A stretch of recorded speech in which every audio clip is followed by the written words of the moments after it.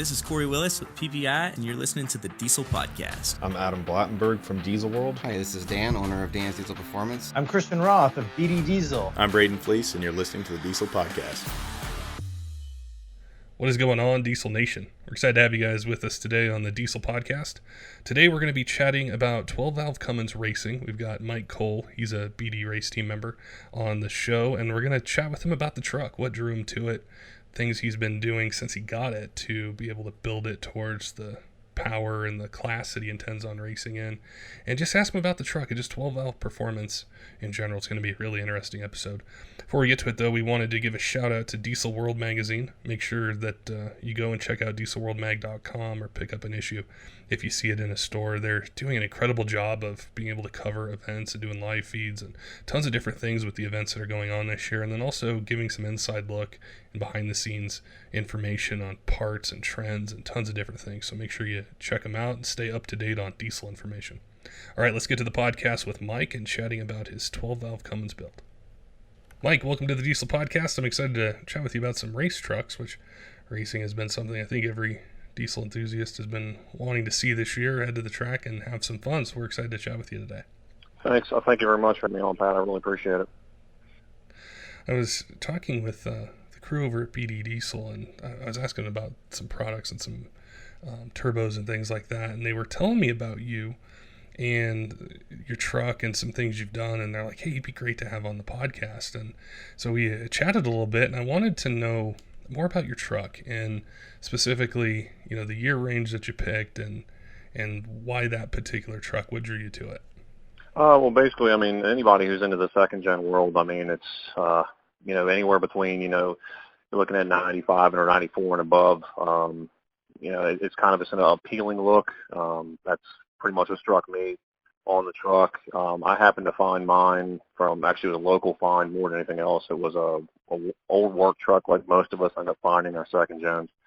And happened to work out a pretty good deal with the guy that owned it. And, you know, the first, I guess, year and a half was mostly just doing a lot of maintenance stuff and just stuff that wasn't done. I mean, for a truck that had, you know, 340,000 miles on it, you're gonna run into a lot of issues. Over the last year or so, it's been kind of just maintenance stuff, and then this year was kind of during the whole quarantine rest break, I guess you could say, was mostly just trying to get as much body work done as I could, leading into doing something this year. So far this year, I've kind of only got the truck to the track once so far for what's been open, and that's mostly been just kind of we have down here in Maryland. It's called Midnight Madness, so it's mostly been just kind of a pop-in little diesel side event, and then also you know, your motorcycles and your quick ET cars and stuff like that. So that's kind of been what so far this year has been, and that's kind of the purchase of finding the truck. Now, when you were looking for the truck, did you think that you eventually wanted to race it, or was it something where you just always loved the second gen body style, always wanted that truck, and then it just sort of kind of evolved into, hey, I'm going to take this down the track? Well, kind of the biggest thing was I've worked on industrial stuff for so long. You know, the 12 valve is always sought out, and anybody who's been around the industry long enough knows it's, you know, you can do so much with it, and it's, you know, well, I would say bulletproof. I don't want to ever use that word when it comes down to an engine, but for the most part, it is a fairly bulletproof diesel engine, and it's dummy-proof, really. That's kind of what hooked me on the 12 valve. And as far as I guess the rest of it would go, I've always just been kind of a big fan of the second gens. Like I said, it's just I wasn't a huge fan of the 24 valve. I've ran into the ISB engines for a long time, and that one just really wasn't the engine that appealed to me. So I guess just being a P-pump guy, and that just kind of worked for me, I guess. Now, with the power side, where did you start on that end? Like, did you have, say, with the turbo setup, did you have something particular in mind, or you know, how did the whole process go for that? I mean, for the most part, I mean, an HX35, I mean, which is a stock charger that came on for, you know, that particular section of it. That's kind of where I'm still at right now. I'm working towards the next setup, going away from a 53 millimeter charger, going to hopefully something in 60 or 70 millimeter range here soon. But obviously I still want to have something that's still quick spooling, and, you know, after a certain boost range, we're not going to start just basically pushing hot air. Obviously, that's kind of where my next set of goals are, especially right now with me pushing the stock charger well over 50 PSI, which is, in the danger zone by any means. Wouldn't recommend it for anybody who decides to want to daily drive a truck like that, but, for a slow potato powered truck, it's not bad. Do you use the truck like for your daily driving or maybe towing a trailer or something like that, where maybe a compound turbo setup would be something you'd consider, or is it going to be something, maybe drive every now and then, but really just focus on the racing side? Mostly it's, I have a second job, so on the weekend I drive it mostly to that and just kind of putt around town. I don't really put a whole lot of miles on the truck. I have a full-time service truck that I work out of, so for the most part, I've got other vehicles that I can use if I need to go somewhere. So it's, it's not something that it's predominantly used for me. It's mostly just kind of like I said, local putt around, and then when an event comes up locally or something like that, that's when it actually is used more than anything else. So for me, it's just mostly just a really less than part-time vehicle for me for the most. Now with the turbo setup that you're thinking of, I know that fueling is going to be right behind that. So you've been thinking about the injectors and pump modifications and all that kind of stuff to go along with it. For the most part, I've got 40 overs right now that are on the truck. I've got 7mm delivery valves, which are pretty much the cusp of what's still streetable and also still hot enough to run for longer fuel duration more than anything else. As far as for the rest of the pump it goes, I'm right around 20, 21 degrees advanced on pump timing, which again, it's dynamic, so it's not really, so much adjustable like your common rail guys where, it's all done based off of timing sensors and everything being set up on that side of it. So, for me, it's just you're dynamically set with slight static modifications you can make to it. I run EFILIVE on the truck, which allows me to control some of the tuning in cab for the AFC. So as far as for fuel duration and or when the need is there, I do have a full fuel switch, which gives me as much fuel as the pump will give me based on my setup. So it's not a bad little in cab thing to have on the truck for sure. That's something I've always been interested in the ability to adjust it so you can, accommodate just daily driving or taking it to the track. How would you rate that as an upgrade that you've done to the truck overall for like the drivability and the power and kind of the convenience of it? For the most part, just being something that's in cab. Much like the common rail guys and the earlier Huey pump guys. It was something that was, in my opinion, was probably one of those mods that most people wouldn't really think too much about. That really would not be a huge adjustment or really make a difference. But in my opinion, just to be able to get a little bit extra throttle where you're getting your pre-boost fuel, that kind of stuff when that comes in. I think it's a great mod. For the money you put into it, you're not putting out, thousands of dollars for something like that. You're really putting in a few $100s and, 30 minutes of install time. I don't really think it's something that people need to not look at. I think if you have a 12 valve and it's P-pump truck, by all means, or if you have a P-pump on a 24 valve, whatever it be, I think it's a great mod for sure. It's kind of like the early common rail days with like EFILIVE before the switches were out, and you'd have the tune for the truck is like your track tune, but then to change it, you had to hook up a laptop and wait a little bit and recalibrate it versus, now it's basically like kind of the same thing with a dial or EFILIVE and just being able to change it. So I think that's always been something that's kind of, it's interested me how the adjustability has gone back to, the 94 to 98 trucks where owners can take advantage of that adjustability. Like I said, it's like having an adjustable fuel plate. They used to have the attitude adjusters back in the day, which was pretty much, a built-in fuel plate that pretty much just moved up and down to increase or decrease your fuel rate based off of, cam angle and what have you. But for the most part, I think this right here works, pretty spot on. Plus, at the end of the day, if you really don't want to mess with it, you just want to have two options, which is your driving and then, your full fuel switch. You have that as an option as well. Like I said, that's one thing I noticed was, that gave me the most power that I could see, and that's pretty much where it lives when I'm at the track. So, No second gen conversation is complete unless we talk about the transmission, and I want to ask you about that side of it as far as building it and upgrading it. What have you done with the transmission side? For the most part, I know the input shaft's definitely been. I have not torn the trans down yet. Again, I've only had it for about a year or two, and for the most part, I have not really torn into the guts of the transmission. I've serviced it, obviously, adjusted bands, check everything that I could to make sure that I don't see anything that stands out to be a potential problem. I know it's got an upgraded converter in it, but that's kind of where the trans, as of right now, has gone through, and it's just basically maintenance more than anything else. But I have not seen anything that tells me that, I service it every so often as far as seasonally more than anything else. Even though it does not see the mileage, I'll service it throughout the season to make sure that we're still looking pretty good. There's nothing that stands out, no excessive metal on the magnet. Obviously, with a 47R, you're just waiting for, sprag parts to come off, or, snap rings that are sitting into the actual pan. You're just looking for something. But that's kind of where that stands right now. Everything right now, I'm working my way down. I hate to be that guy that says, hey, well, I'm just going to wait for something to break, but that's not really what I want to be. I'm more or less just kind of watching it periodically. I'll drop the pan. Fluid isn't that expensive, so, drop the pan, change the filter, adjust bands, and then see if I see anything that stands out. But the goal, essentially, is to definitely have a trans that will support what I'm looking for down the road. Right now, I'm just kind of a, more or less a slower potato-powered diesel truck, but at some point, my goals are to definitely work my way to the 770 index, 8th mile wise. That's kind of what I'm shooting for with this truck.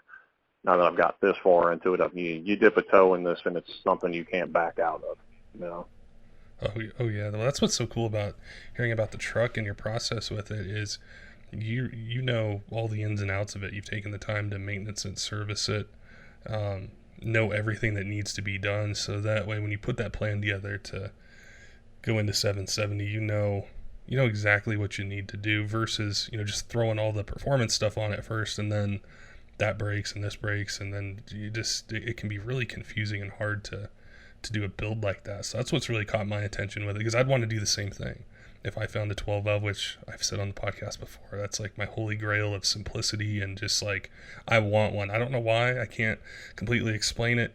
I'm not necessarily arguing 12 valve versus common rail, but I just want a second gen 12 valve. It's just always stuck with me since I was a kid that's what I want, and I would do it the same way. I'd want to take my time and go through it. Yeah, I think a lot of people, it's, for me, I work with common rails every day. Again, I work for Caterpillar, so I literally see common rails 99.9% of my day. And I'm dealing with emission systems as well as fueling systems and issues on that end. Just for something about simplicity, I don't have to worry about an emissions foresight. I don't want to go into that conversation. I don't think anybody does, but I don't have to deal with all the, complex issues that can go along with, a CP3 or fuel rail issues, or just, simple stuff like a relief valve in a rail that can cause you to drop rail pressure.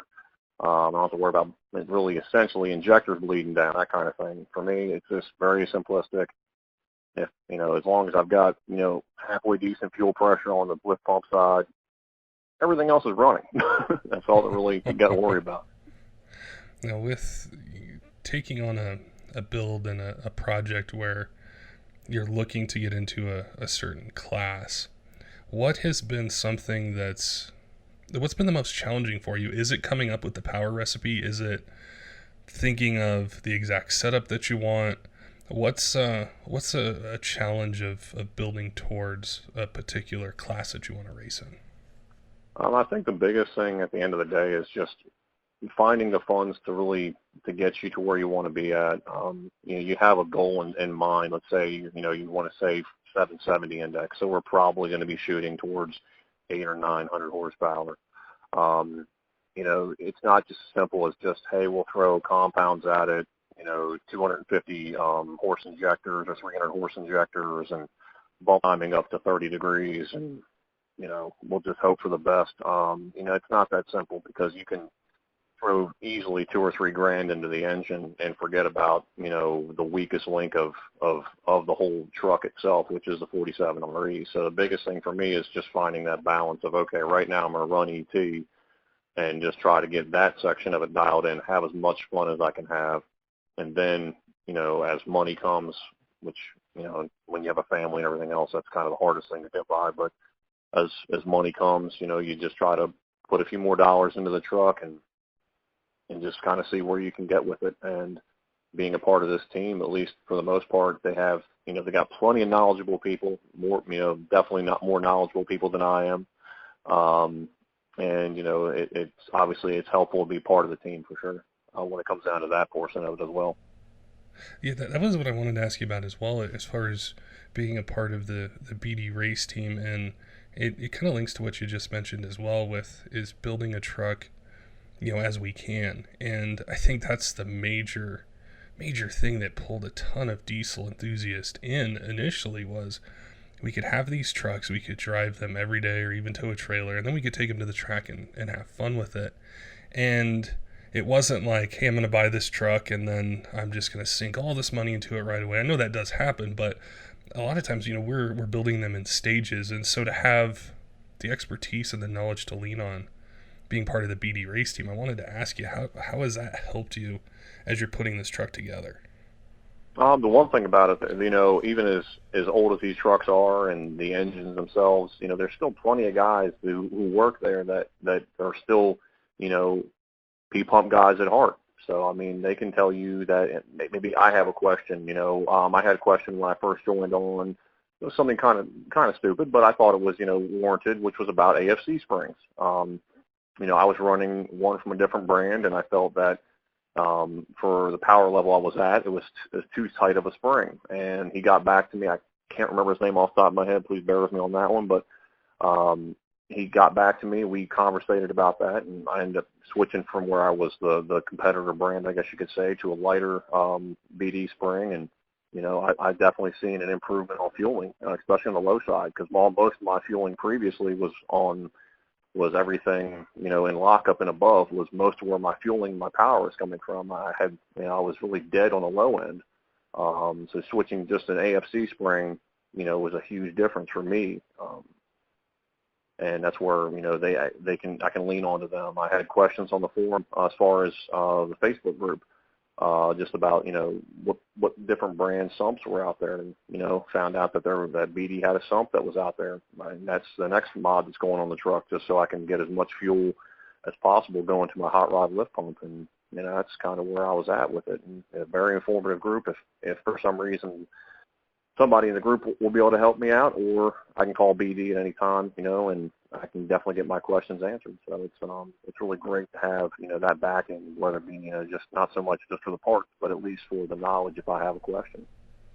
It's one of the really cool things to hear, and we've had a few different BD racers on the podcast, whether they were doing UCC or DPC, and I've been an enthusiast for a really long time. Like, when I really started to pay attention to diesels, probably 13, 14 years ago.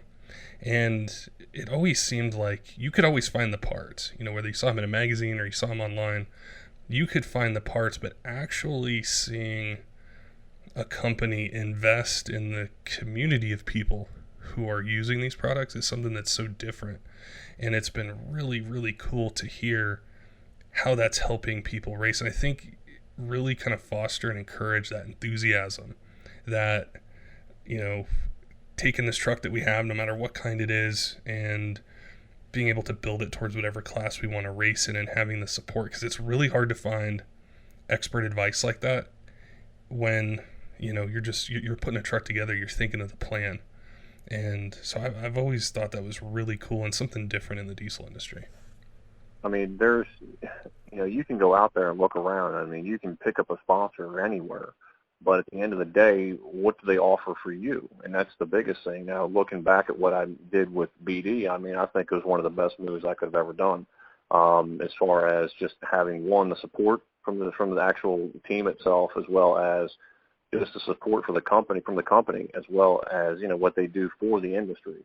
That's the biggest thing is, if we're going to do this kind of deal, we want to make sure that we're still supporting the diesel industry, because it's so small.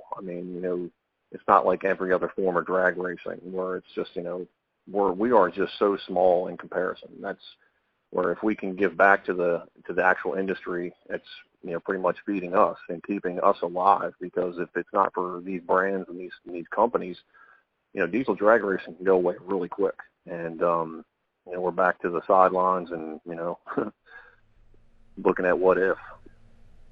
Yeah, and I think where a lot of enthusiasts get pulled in is being at the track and seeing trucks race. That's how I got hooked. I saw one go down the track, and I was like, whoa, how does that big truck go that fast?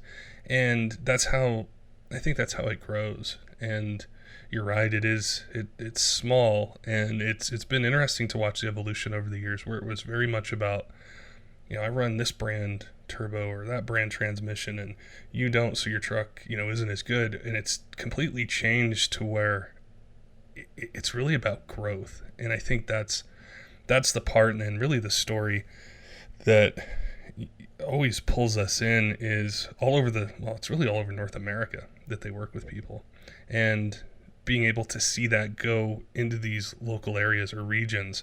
And who knows who's in the stands? There could be someone, you know, that is there for the first time. They see your truck, they love it, and now they're hooked on diesel, and they want to know more, and it starts a passion. So I think it's a really good thing for the community and the industry, and just keeping it growing and keeping that passion alive. I mean, I think a lot of people were kind of in that boat, as well as, you know, maybe they grew up with sled pulling, and, you know, as big as sled pulling blew up, especially over the last few years. And just to still see that, that's what kind of hooked me a long time ago, was more or less sled pulling. And then I was in the process of going down a road where I was, you know, do I want to try to build a pull truck, or do I want to just have something that's fun to daily drive, as well as, you know, take it to the track? And that's kind of where I end up going away from the ideas of building a sled truck, which would have cost me a boatload more money, obviously. But at the end of the day, you know, you can do both, obviously. But I just felt that, you know, the diesel drag racing side of it would be a little more fun for me. But that's kind of what hooked me, and, you know, and that's kind of where we're at today, I guess. As you look towards 2021, and, you know, you'd mentioned wanting to compete in the 770 class, what are the next kind of major things you're looking at doing to the truck and getting ready to meet that goal into next year? The biggest thing right now is I'm obviously kind of overspeeding my charger right now. So, I mean, I'm going to end up having to go to a compound setup, more fueling for sure, and then obviously really have to tackle into that 47 RE and really see if, you know, if I'm just going to pull it and just rebuild it myself in my driveway, which is more than likely what's going to end up happening. But, you know, it's all the bigger investments, like I've told my wife, everything forward here, and, you know, it's either I stay where I have fun or I take it serious. That next jump is going to be the most expensive jump we make.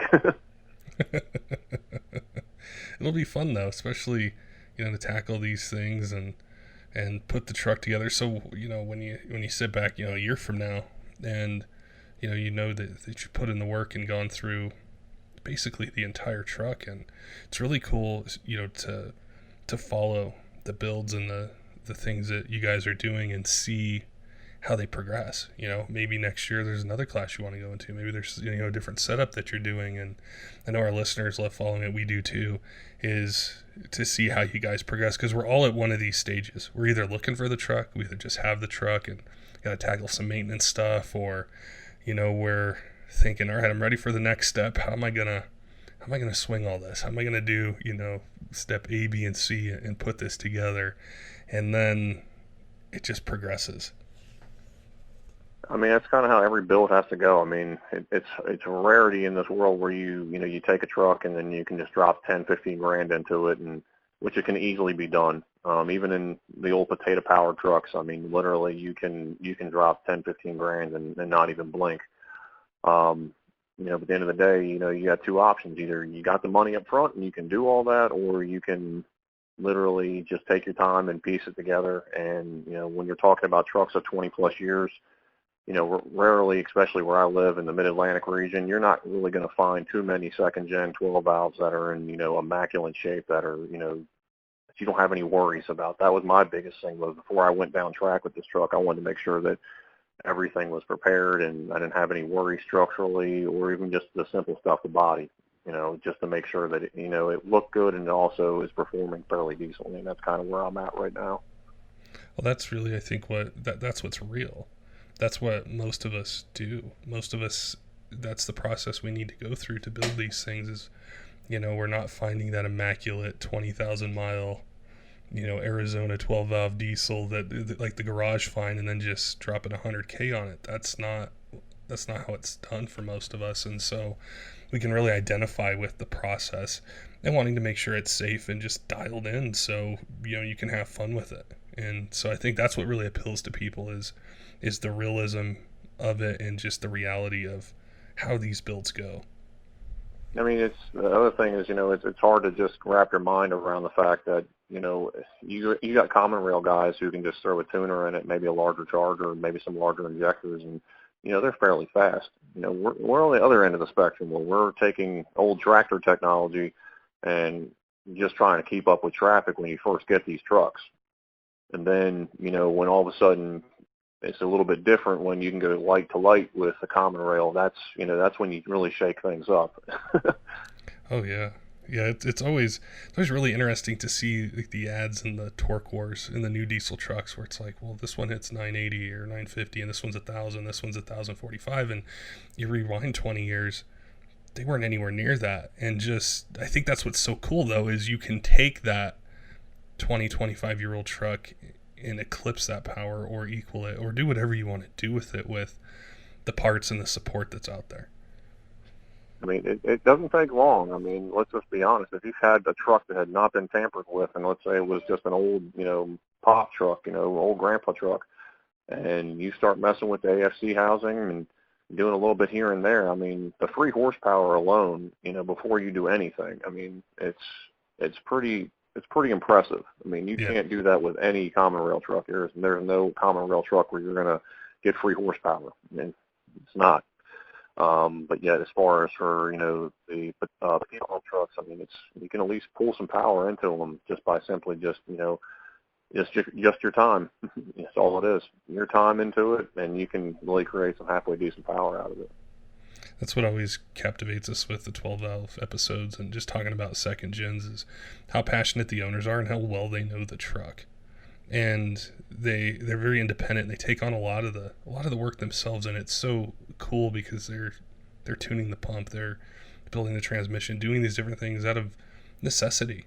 And it's just always really interesting to hear versus like the newer trucks and what we're talking about. It's all electronic or mostly electronic, and it's so streamlined and easy.